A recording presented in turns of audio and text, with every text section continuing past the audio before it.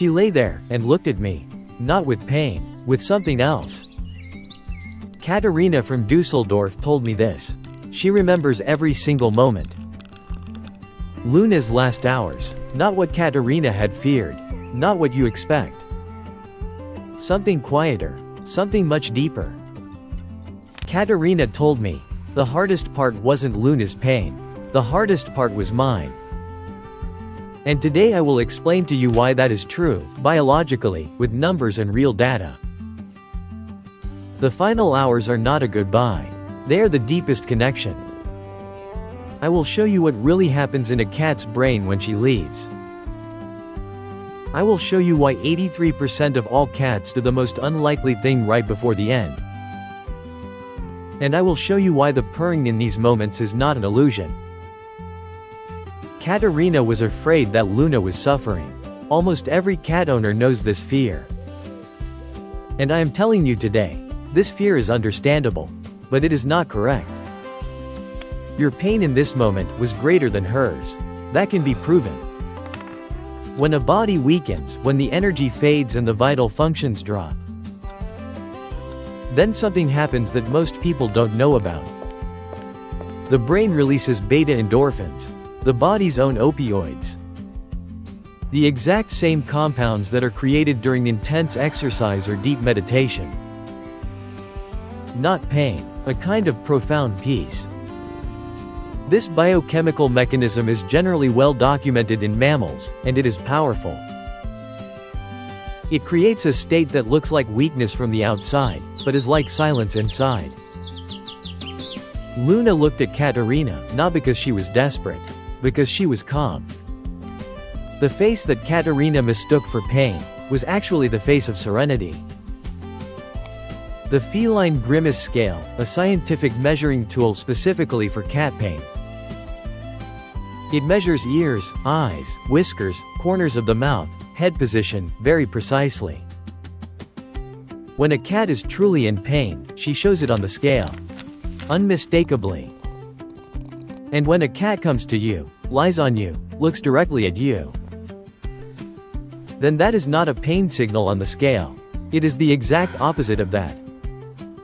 Luna came. That is not a coincidence. A study in the Journal of Feline Medicine documents something truly extraordinary. 83% of cats that were considered independent or reserved in everyday life consciously sought out their owners in the last 24 hours, without exception. And then there is the purring of the final hours. It is different than usual. Slower, deeper, less vibrating. As if the cat is using a different channel. Not for herself, for you. The frequency of the purring in these moments is between 25 and 50 Hz. This frequency stimulates endorphin release in the human body that is in contact. She is not healing herself. She is healing you. That is not a metaphor for love. That is measured biology with clinical implications. Katerina told me that she fell asleep during Luna's last night. Not from exhaustion, because Luna's purring calmed her down. Still, until the very end. There is a nursing home in Bavaria, near Berchtesgaden. Cats live there, wandering freely between the residence rooms. The staff observed something over the years that they did not expect. Cats visit certain patients 2 to 3 days before the clinical signs appear. Before doctors measure anything, before the body visibly signals, the cat is already there. They stay with this person. They hardly leave the room. No training, no conditioning, just what cats perceive naturally. What do they sense? The question that no instrument can answer yet. But what they do, that is clear. They accompany. They do not leave.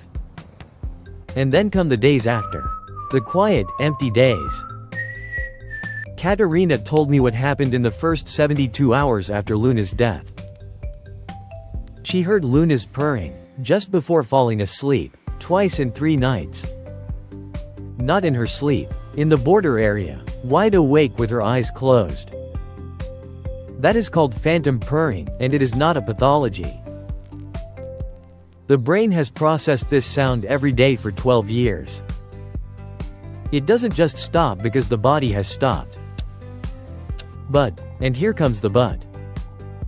Can phantom alone explain why the purring comes at the exact same time as before? Some cats choose to die alone. That makes the owners incredibly sad. They ask, was I not enough? Didn't she want me there? Here's what we know. 2 motives, both loving. 2 paths, both right. Some cats die alone because their instinct says, protect the human from the experience. That is not a retreat. That is the ultimate act of care. Some cats die with the human because the bonding instinct overrides everything else. Neither pattern is more wrong than the other. Both are expressions of the same deep connection. Katerina was there, and that was a gift. The unexpected, great gift. Not everyone gets it, but everyone who gets it, remembers it forever. There is one last thing that hardly anyone talks about. The eye contact, in the final hours. Cats normally don't hold long eye contact. That is socially coded for them. Intense eye contact is usually a threat gesture for cats, not affection. But in these final hours, many cats look their owners directly in the eyes. Long, without blinking, as if they wanted to say what no language can express. What are they saying? We don't know that, but we know how it feels. Katerina described to me how Luna looked at her at the very end. Like someone who knows what they are leaving behind, and still has to go. Not a goodbye. That is not the word that Katerina uses. She says, accompaniment, in both directions. Luna accompanied her to the end, and Katerina accompanied Luna to the end. That is not a romantic distortion of reality. That is what 83% of the cases show, what biochemistry describes, what vets see daily. Your pain in this moment was greater than hers. I am not saying this to comfort you. I am saying this because the data from endorphin research and the Grimace scale prove it. She didn't suffer the way you suffered. That is the crucial difference. And what she did at the end, staying with you, looking at you, purring. That wasn't weakness. That was the most powerful thing she could do. She wasn't fighting. She was accompanying. Katerina told me something at the end that I haven't forgotten since.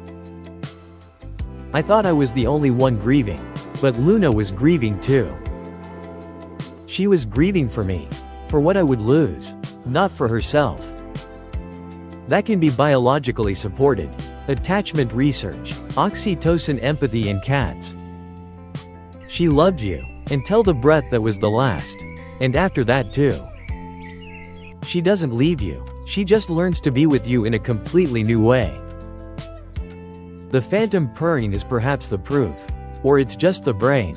Or both. One does not exclude the other. Both can be true at the same time. If you know someone who is currently saying goodbye or has said goodbye, send them this.